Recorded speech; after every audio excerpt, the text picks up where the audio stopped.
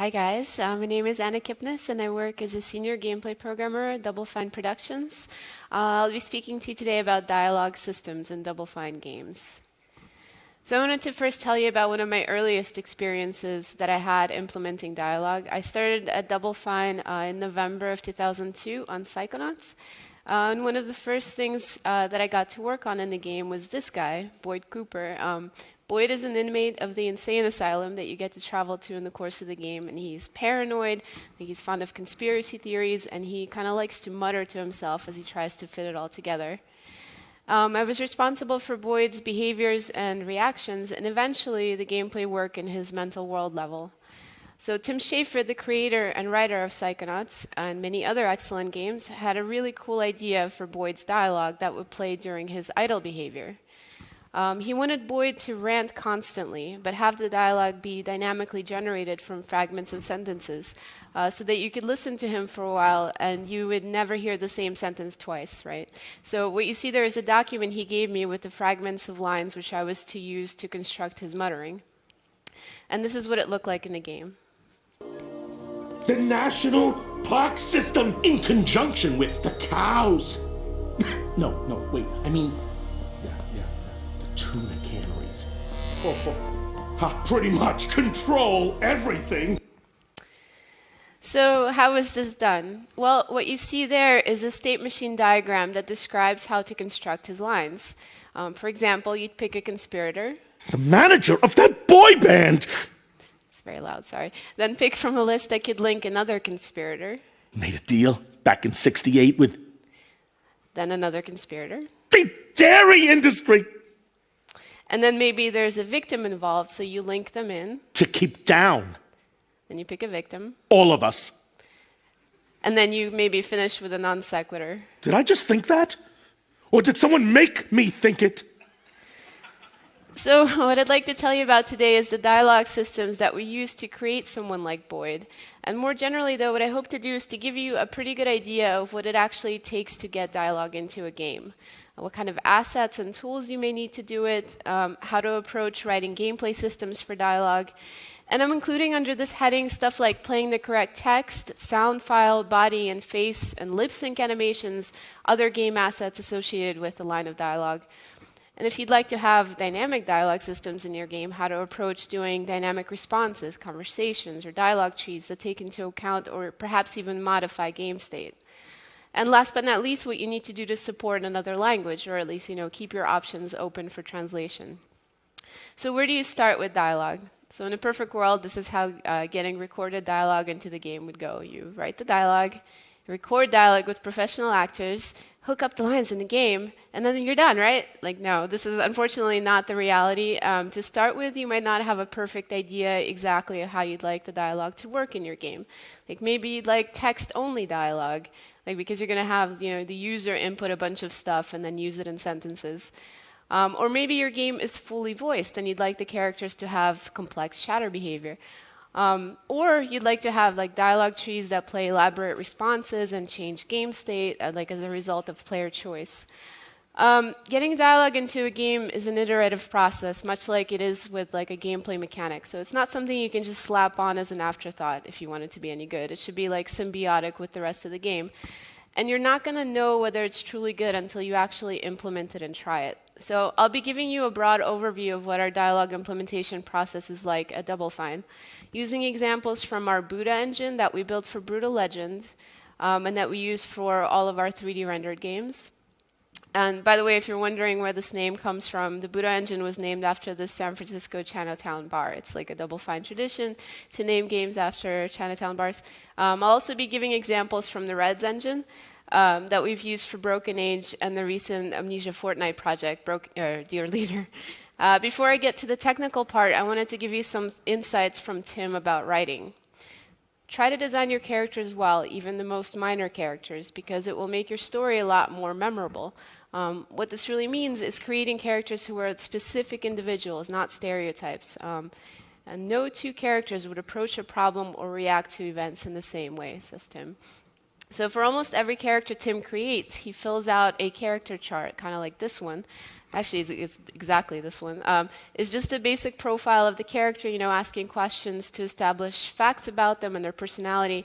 And the questions are not central to the idea of a character, but for every one you answer, it makes him or her or whatever more specific and therefore more real and memorable.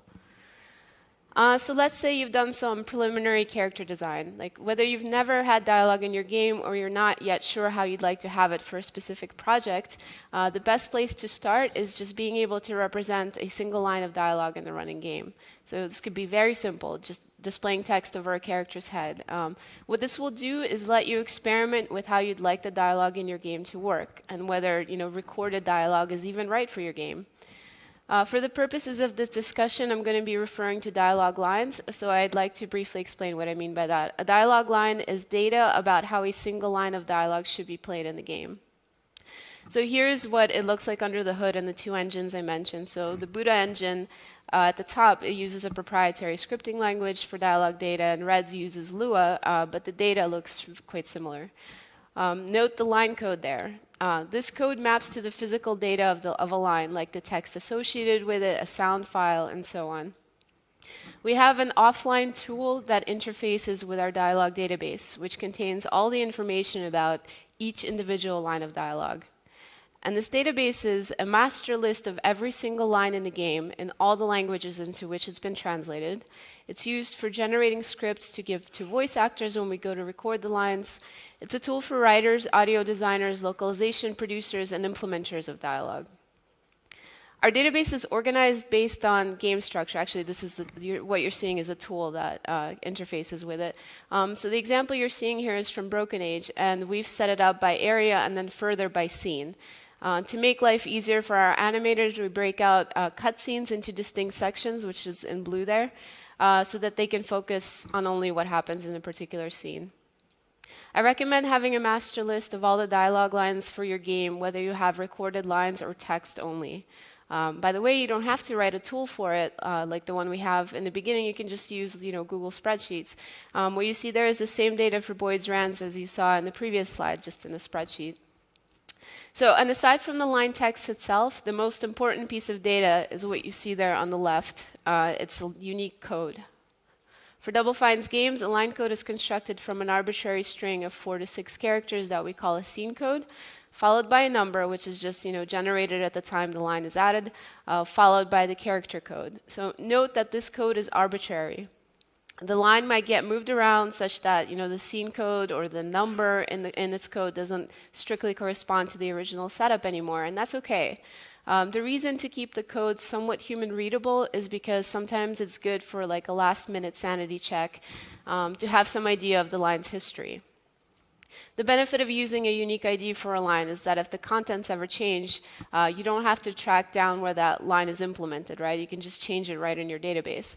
This is also invaluable if you have writers who are not super technical. They might have a hard time with code, but spreadsheets are pretty easy to navigate. From this master list, a game asset is generated that is a descriptor of every line in the game. That is the text, any tags associated with the line, specifications on how to play the audio file, like where to find it, and so on. This is the asset our runtime engine consults to fetch the data associated with the line code. It's also key to how we approach localization at Double Fine. We hand off a script to the people doing the translations for us from our database and store the translations as part of the data for each line. Since the line code is a unique identifier for a line and all of its translations, we generate a resource file per language, like the one you saw earlier, and pick the appropriate language file at runtime without having to change any of the dialogue implementation. So a couple of the other things I quickly want to mention about localization is that you should make sure the fonts you're using, contain all the characters you will need for the languages you're planning to support, and also make sure you pick the right encoding, which is usually UTF-8. If you have words in your textures, don't forget to enter those into your database and localize them. You'll also need to make sure the game knows how to look up the appropriate texture at runtime. Some other things you might run into, if you're considering localizing into Portuguese, be careful because Portuguese and Brazilian Portuguese differ substantially. Many European Portuguese speakers actually prefer the English version of a game to the Brazilian Portuguese. And as a result, studios unfortunately often end up localizing like only into Brazilian Portuguese because not as many people speak English in Brazil, it turns out, as Portugal. Make sure to account for languages with very long words. The typical culprits are, the German and Slavic languages, and the bugs are almost always inside menus. I recommend writing a debug feature that just uses the longest possible string in any languages that you're supporting to find these bugs without having to test in each language separately. If a phrase is too long, the fix is usually to abbreviate words where possible and leave enough room for line breaks. On the subject of line breaks, Chinese, Japanese, Korean, and Thai often don't use spaces to indicate word breaks. So the Thai language actually doesn't use punctuation whatsoever, so make sure you consult the rules for how to do line breaks in those languages. So, given the representation of a line, how do we play it in the game? So in Double Fine engines, we first give the character the ability to speak. Both Reds and Buddha have a component-based architecture, and what I mean by that is each feature or behavior is implemented as a module, and a bunch of these modules are combined to form a single entity or character. Very similar to how Unity works. What you see there on screen is our in-house level editor for Reds, for Broken Age, that we call 2HB, which stands for two-headed baby. So if we want the character to be able to speak, we just add a co-voice component, which you can see on Grandpa there. Anytime we want a particular character to say a line, we call into co-voice and send it a piece of dialogue line data. It looks up the data associated with the line code, takes care of displaying the text portion of the line in the appropriate spot, figures out who the speaker should be, if there is one, and plays any related animations. And if there is sound associated with it, it sends the request to the sound engine to play it. So let's just say you're able to display text over a character's head. You'll probably want the ability to play more than just one line, and to know when maybe an entire sequence of these lines completes so that you can trigger a gameplay event. And there are many ways to tackle the design of a dialogue line sequencer. So for instance, you can think of it, a sequence of lines as a linear cutscene in which characters animate, visual effects and sounds fire, and so on, based on the timeline. A linear sequence is really easy to represent in a graphical tool. So this is the in-house tool, the cutscene editor, that we use to create cutscenes at Double Fine. We take game assets and stitch them together in here. Our animators, visual effects artists, audio designers, and programmers add various timeline-based commands. So for the dialogue line, the info that you're about to see there, it gets converted to the data structure that co-voice expects at runtime. By the way, here's how that cutscene you just saw in the cutscene editor plays in the game. This day could not get any worse. What the? Things get trickier if you want your dialogue to be dynamic, logic-driven, based on context or game state. It may be possible to represent this with a graphical tool, but I don't recommend that you start there. Instead, start with the data that defines the dialogue sequence and the ability to play it in your game. There's a number of great approaches to dynamic dialogue, and I urge you to check out these fantastic talks if you have access to the GDC Vault. This one by Elon Ruskin, formerly of the Valve Corporation, from GDC 2012, Rule Databases for Contextual Dialogue and Game Logic. And this one by Jason Gregory of Naughty Dog from 2014, about the dynamic dialogue in The Last of Us. The approach to dynamic dialogue at Double Fine is similar, and it emerged from our team makeup, where gameplay programmers are actually largely the implementers of dialogue, outside of cutscenes, of course, and we collaborate closely with the writers and the audio team. So where do we use dynamic dialogue in Double Fine games? One example is reactions to player action. So in this video, Raz is going to try out some psychic powers on Boyd, namely telekinesis and pyrokinesis. I'm telling you, I don't know where the milkman is. Oh, those stupid crows. They've come for me. They're taking me away. The squirrels, bulls, maybe. Oh no, it's happening again. Spontaneous combustion from the government LSD tests. We use dynamic dialogue as a reaction to player choice. In this video from Broken Age, Vela is asked to explain what actually happened at the Maiden's Feast. And the real answer is that she escaped, but the player is actually able to give different accounts of the events if they want. Can you guys help me? I need to get back to Sugar Bunting right away. You're from Sugar Bunting? So that's why you smell like frosting. What's the big rush? Stay here and float a while. So the real answer is the top one, but This, friend of mine escaped the Maiden's Feast. Really messed things up. She what? What kind of selfish monster would run away from such an honor? Such a joyous occasion. it can also be used for player expression. So in Dear Leader, we let the player provide the official title and stamp and then use it throughout the game.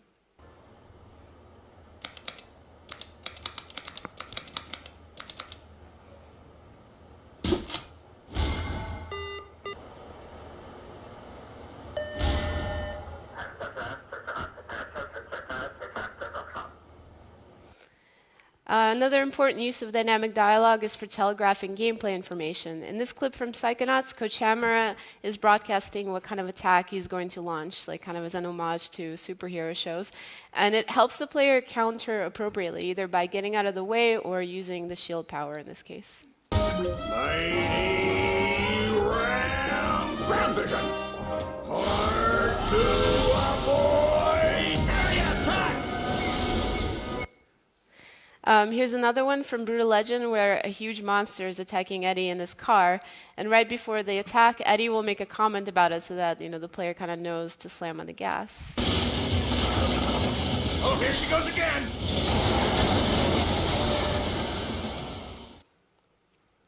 And later on, Eddie and Ophelia are driving over a bridge that's in the process of collapsing, and they shout out things that will help the player navigate out of the wreckage. Besides! Right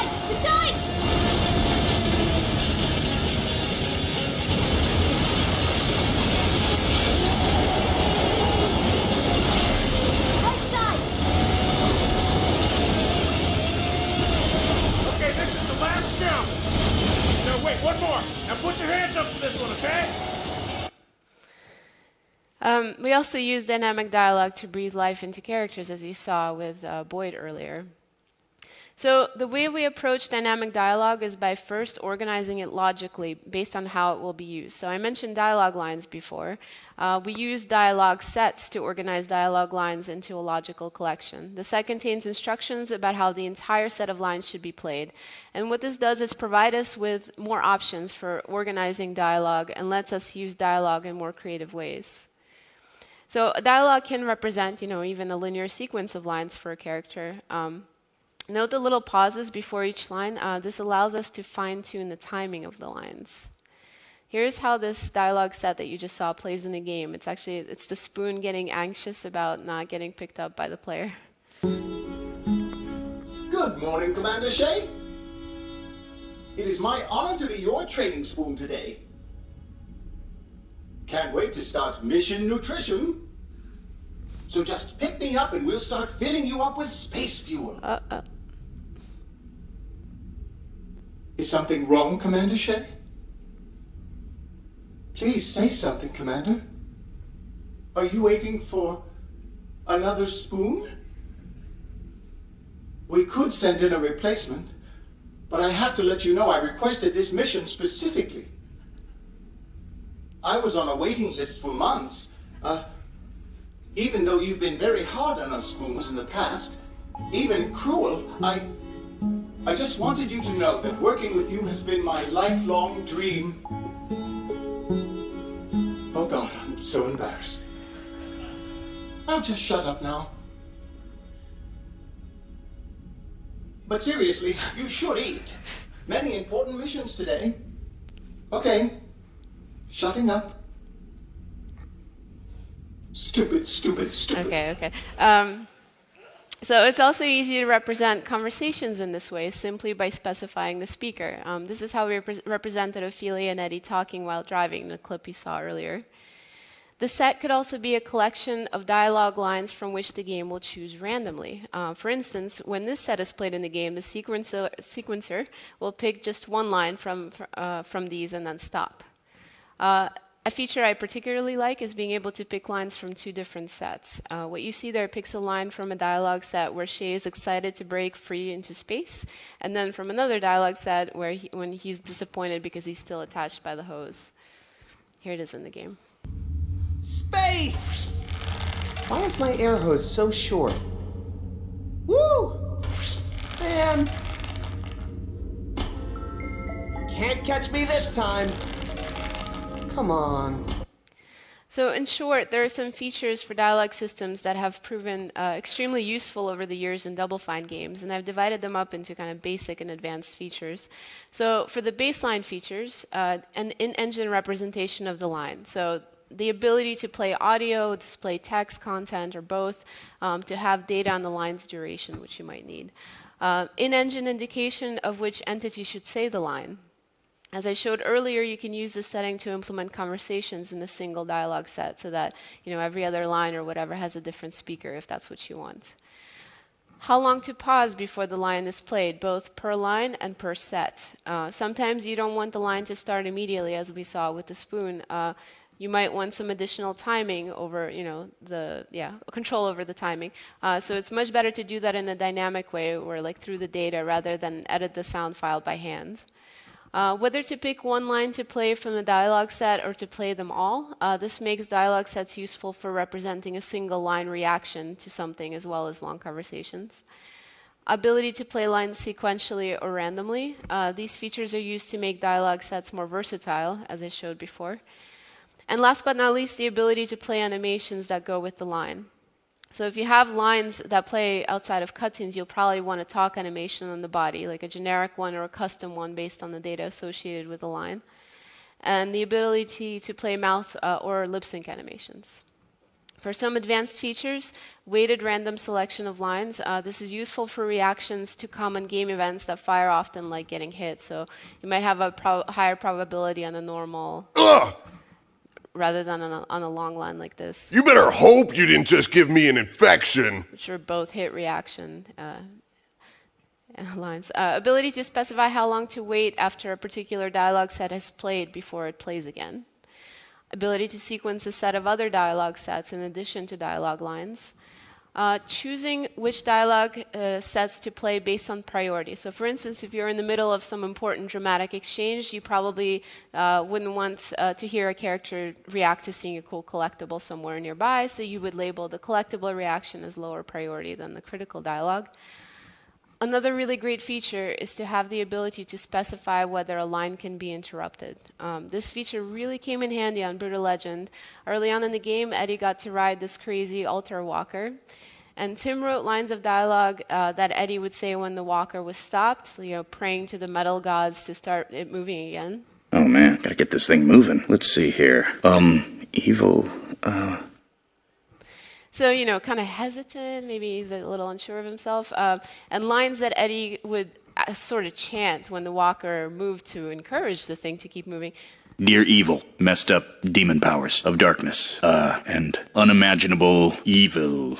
So much more, confident sounding than the stop dialogue. The problem is that to move the walker, all the player had to do was hold down the stick, and then to stop, you just let go of the stick. So as you can imagine, this is very easy to do on a controller, so you could very quickly toggle the walker between these two states, which would prompt Eddie to interrupt himself over and over, and the result was totally chaotic like this. Oh man, dear evil, gotta get this of darkness. Let's and unimaginable. So it's impossible to tell what Eddie's even saying there. So instead, we set up these dialogue sets to finish playing as their interrupt behavior. So if a line was already playing, it was allowed to finish before a line from the new state played. So here's how it sounded in the final game. Now you can see that sometimes the dialogue doesn't perfectly align with the state that the walker is in, but it's a much better experience for the player, obviously, and it still conveys the spirit of the dialogue. Oh man, gotta get this thing moving. Let's see here. Evil, powerful, majestic, slithering. Dear evil, messed up demon powers of darkness, and unimaginable. No, not heavenly. Sulfur smelling, dear. Wait, should I say dear? Oh, hellish beings of evil. Please transport me off this awesome corpse pile. I am but a visitor in your strange world, which some would call hellish, but I have to admit, it's kind of bad. Demons of the underworld. Demonic authorities? To whom it may, oh evil God. Man, this is tough. Oh lords of gross leather things. And S&M type wear. You know you guys really have style. That battle nun? She was hot. Sorry about killing her. But you're evil though, right? So we're cool. I didn't even know I could do that with an axe. By your good graces. I meant evil! Evil graces! Son of a... So back to our feature list, to one of my favorite features, which is the ability to set up logic for which lines or sets to select for play based on game state. And that brings us to dynamic dialogue systems. Once there is a way to represent a sequence of dialogue lines in the game, you can build on that dialogue set data structure to give characters a lot of depth, to let them react to things happening to them and around them, like in a much more dynamic way, right? So I'll present a couple of examples. On Brutal Legend, we had stage battles where a lot of characters were fighting side by side, getting hit, firing off, clever one-liners, and generally reacting to the things going on, all of which had to be vocalized and to sound good. As I mentioned before, the Buddha engine has a component-based architecture, so the events to which all of these characters were responding were coming from all over the code base. It would have been an authoring nightmare to have dialogue lines hooked up in every single component. So what we did instead was to fire off an event that something has happened in a character's components, and if the co-voice component had a reaction to it, great, it would fire off. If it didn't have a reaction, or if something more important was being said at the time, nothing would be spoken by that character. The data co-voice checked looked like this. On the left side is the dialogue type, and on the right is the dialogue set reaction we want to play. And it's just a normal dialogue set. These are all optional. If you don't want a character to have a reaction to something, you simply leave the mapping out. The rules that determined which of these dialogue events would fire were in the components themselves. So it allowed us to create hooks for these reactions very quickly as gameplay programmers. If you have writers who don't mind a bit of scripting and debugging, I really recommend you check out that Elon Ruskin and Jason Gregory talks that I mentioned about using fact dictionaries to construct a simple scripting language that can define these rules in the data itself. I'd like to give you some examples, nonetheless, of a dialogue system where we did use rule evaluation in the data. One is dialogue trees in Broken Age. So think of each dialogue choice you see there as a node, and each level of depth in the dialogue tree as a collection of nodes. So we're about to go into another collection. So here's what a single dialogue tree node looks like under the hood. Each dialogue choice has a display line code associated with it, of course, a reaction to play when it gets chosen, so usually a bunch of dialogue, and a bunch of logic that defines whether it should appear or not. In Broken Age, our game state is a collection of various facts about the game, that is, numbers, strings, and booleans that are keyed on a symbolic string. This enables us to have a simple way to represent logic and dialogue, tree data, and as a sort of scripting shorthand. Whether a dialogue choice appears or not is determined from the following checks. Appears when. Everything on this list has to check out before the node will be shown. Appears when any. At least one of these things on the list has to be true to show this node. Similarly, the disappear checks disappears when everything on this list has to pass before, or the test before the node will be hidden, and disappears when any, where if a single item on this list is true, the node will be hidden. And when picking a node, it can additionally set some logic, like game state, which can then be used to turn it off or fire whatever gameplay events. So we found this to be expressive and flexible on dialogue trees in Broken Age, and have also applied this for dialogue lines to make it much easier to author very custom reactions for our characters. So let me walk you through this artificial example that I created for the presentation of dynamically choosing dialogue lines based on game state in Broken Age. So let's say that we want Vela to say a line as she exits one scene and the second follow-up line as she enters another. Here are the two dialogue sets, the dialogue tree area exits and the forest area enter. They've been set up to fire in script, and if we travel between the two scenes, it works as expected. They're sticky enough already. Get it? Stick-y. Sorry about the stupid joke. But we quickly see a problem, and you can fast travel to another scene in Broken Age, so it's possible that Vela will never say that first line. Get it? Stick E. So, and the second line obviously doesn't make sense without the first. So to fix this, we include both the first and the second line in the second dialogue set. And then we'll add some logic to the first dialogue set to mark that the line has finished playing. So here we go. And then in the second dialogue set, we only play the first line if it has not yet played.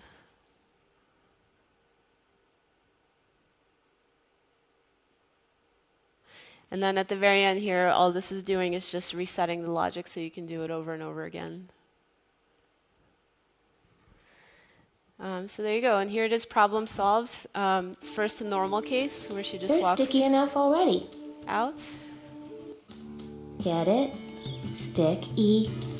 And then the fast travel version. They're sticky enough already. Get it? Stick E. So let's say you try out the text-only approach for the dialogue in your game and decide that it's just not as good as fully voiced. So my advice to you is get audio middleware. What good audio middleware does is give you, your audio designer, even if that's also you, much more control over the creation and implementation of sound in your game. More specifically, you'll get a sophisticated graphical user interface to create, adjust, mix, organize all the sound in the game without any intervention from a programmer. It's really worth stressing the importance of this, because what I mean by mixing is the process of adjusting the relative volume of everything in the game so that it sounds right. And I'll have a little more on this later. There are also lots of cool features you just get out of the box that you can use for voice, like 3D positional sound, digital signal processing filters, occlusion, reverb, and so on, that really help give color to the voice. It will help you with things like fitting all your sound within the download and memory budgets, making sure the compression introduces no noticeable artifacts, low latency for playing high demand sounds, and so on.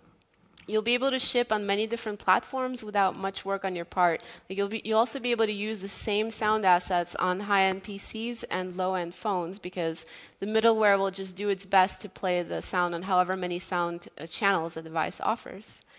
So more than anything, it just really empowers your audio designers creatively to have good tools. You will get a much better sounding game for it, and you as a programmer barely have to do anything. So when do you not need audio middleware? Well, I guess if your game doesn't have any sound, or it's not central to the game's experience, though I will say that people tend to underestimate the importance of sound in their game. Maybe you're interested in writing your own audio engine. Well, in that case, I recommend you still take a look at the feature sets of existing middleware engines, just so you know what you might end up needing. Maybe you have no money. Well, that used to be an issue. I think Fmod Studio is completely free for games with small budgets, and I think Unity have Fmod and Wise integration. So basically, it's just worth getting because it will save you a lot of trouble. So let's get into some more specifics about the audio pipeline, because it actually affects a number of disciplines aside from our audio team.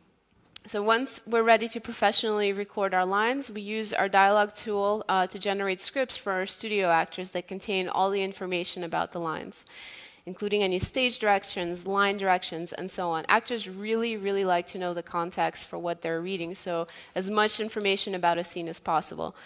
During the recording process, sometimes new lines are created that come from actor improvisation or maybe alternative readings. And sometimes it's just a subtle change in wording, but we still go back to our master list and we update that text of the line to match the audio.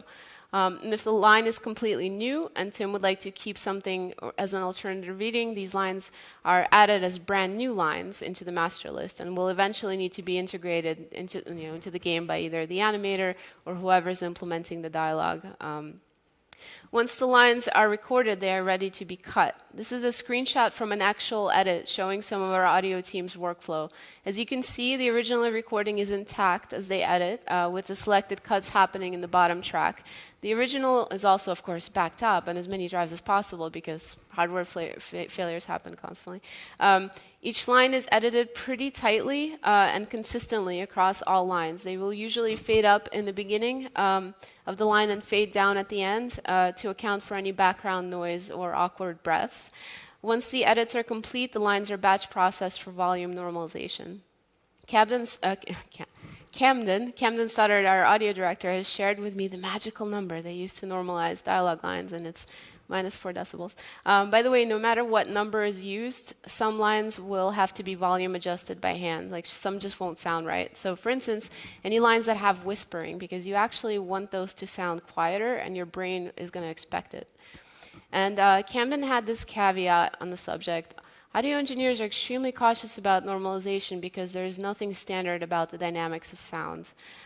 Dynamics and emotion get removed during normalization. Like your brain prefers waveforms that have, troughs and crests and nuance. When it comes to mixing the game, that is figuring out the relative volume and focus of the sound in your game, you need to think about what is the most important thing for you to convey. If your game is about storytelling, then probably dialogue trumps all.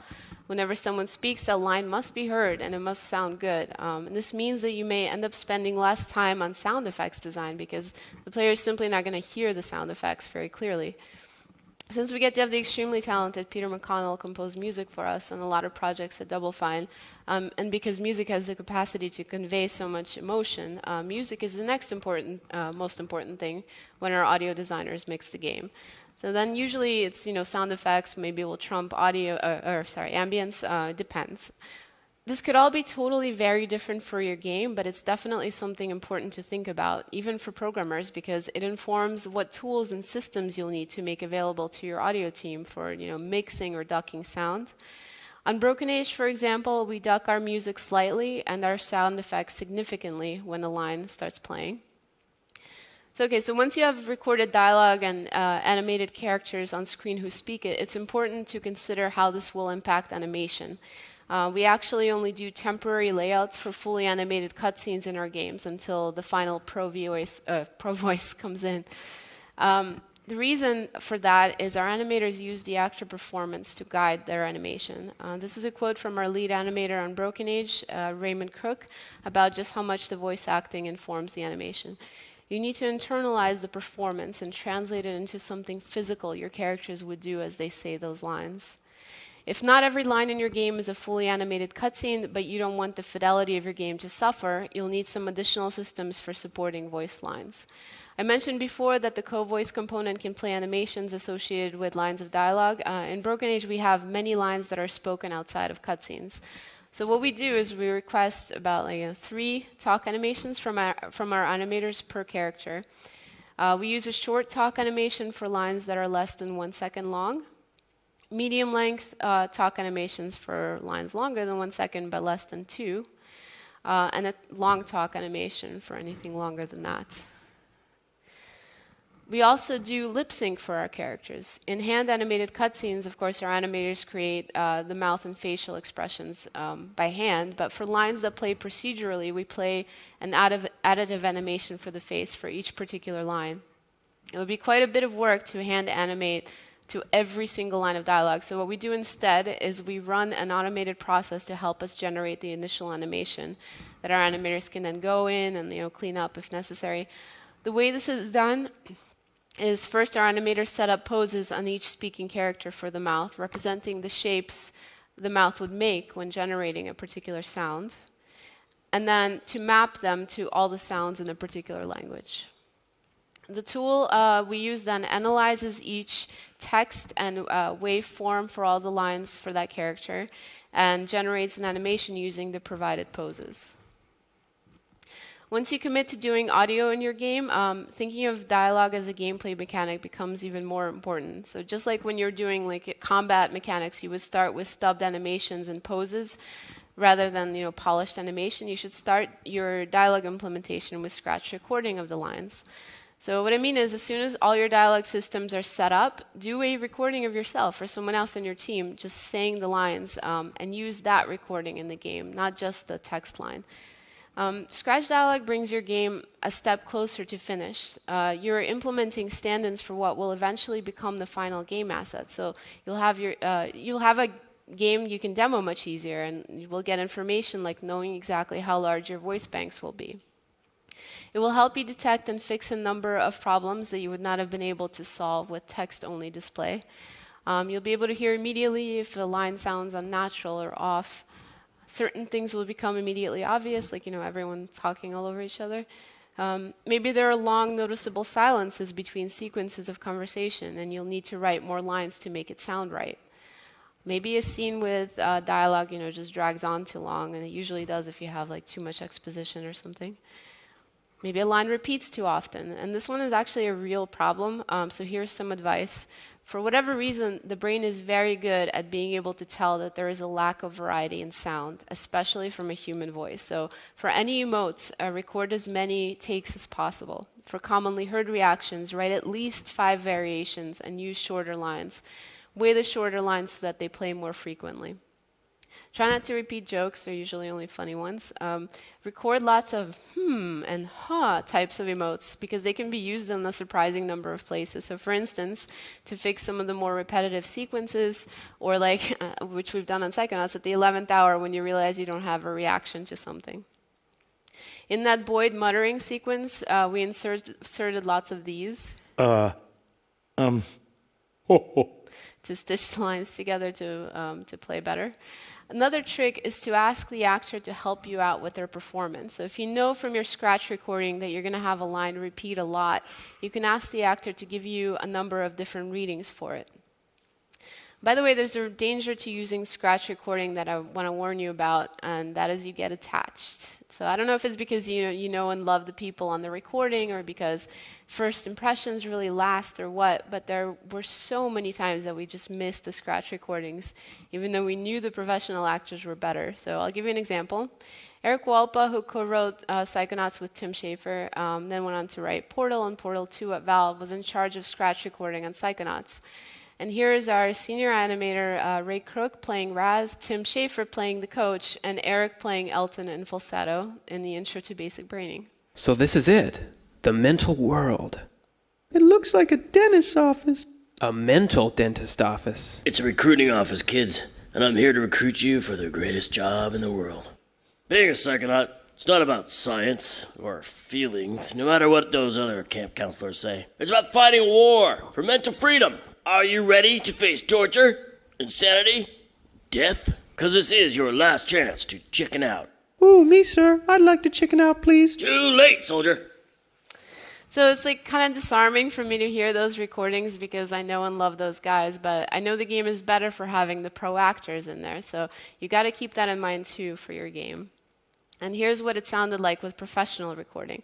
So you'll notice we actually trimmed one of the lines thanks to our scratch recording first pass.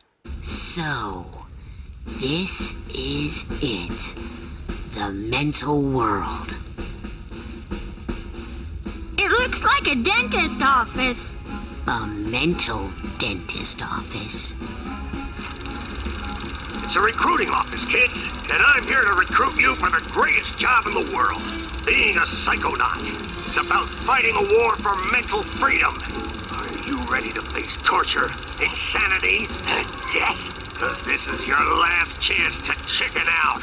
Oh, me, sir. I'd like to chicken out, please. Too late, soldier.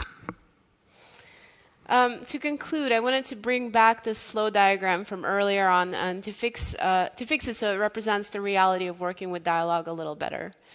I'll leave the beginning the same, but I'll say that starting with writing is just the thing for some games, but for others, maybe the best thing to do is to sit down with the game and see where the writing would really add to the experience. The next thing should definitely be to hook the lines up in the game somehow, although this is really the more descriptive in terms of what you should be thinking at this point. Getting the lines in the game as early as possible is very important, so you should start with something simple and build from there. And it's likely, or it's entirely possible that this might happen, that hooking up the lines will make you reconsider how you're writing for the game or will spur you on to write more. And pretty quickly, you'll need to add tracking lines as part of your process. You should create a master list of all the dialogue, and I recommend a unique ID for each line and using the code when implementing. At this stage, you should be able to decide what dialogue systems your game will need. Maybe you'll need your characters to animate when the line is kicked off, or maybe you'll need a fancy way to display the line that maybe requires player input or something. Or maybe it's a dynamic dialogue system. And building those systems, whatever your game needs to do dialogue well, also becomes an important part of the process. So it helps you author dialogue more quickly and to represent it in the game in ever more sophisticated ways. If you should decide to do voice dialogue, you will need to beef up your entire pipeline to account for the editing, tracking, and implementing the voice lines. You should get audio middleware to make it easier to do sound in your game, and make time in the schedule for your audio team to edit the lines. Do scratch recording as early as possible to work out the kinks in the audio and writing. And the most important thing, think of dialogue as something that is integral to the core experience, like a game mechanic. If you plan to include dialogue, you should start thinking about how it will work in your game as early as possible so that the narrative really comes together holistically with all the other mechanics. I hope you found this useful. Thanks so much, you guys. You can ask me questions afterwards because my talk was like exactly 45 minutes. So.